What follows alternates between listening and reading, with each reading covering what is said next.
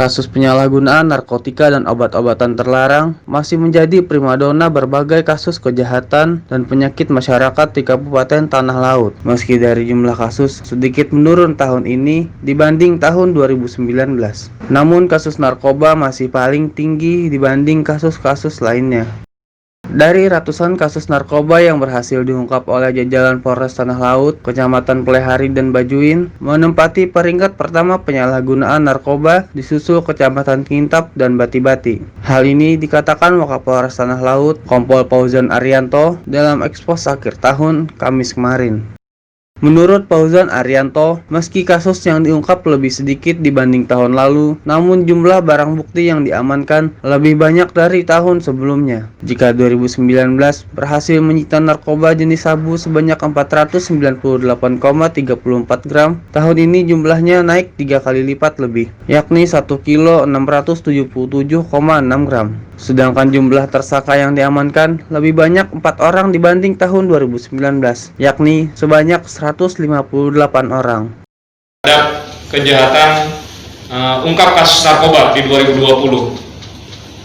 Untuk kejahatan narkoba di 2020 untuk Polres Tanah Laut, yaitu Satres Narkoba dan jajaran, jumlah yang diungkap adalah sebanyak 120 kasus dengan jumlah undang-undang narkotika 119 kasus dan undang-undang kesehatan adalah 1 kasus.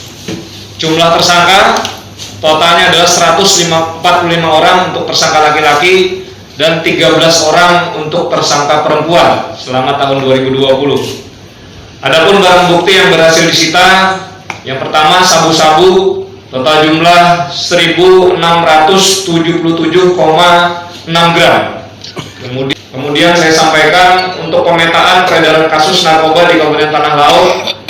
Untuk peringkat pertama masih terbanyak di daerah Kecamatan Plehari dan Kecamatan Bajuin. Kemudian yang kedua adalah Kecamatan Bati-Bati dan yang ketiga adalah Kecamatan Kintab.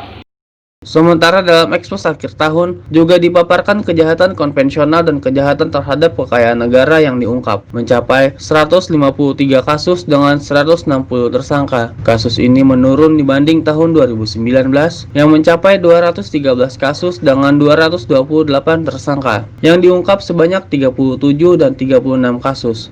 Sementara kecelakaan lalu lintas menurun dari 48 kasus di 2019 menjadi 39 kasus dengan 29 orang meninggal, 5 luka berat dan 25 orang luka ringan. Dari Plehari Tanah Laut, reporter Bano Pos TV, Zulkifli melaporkan.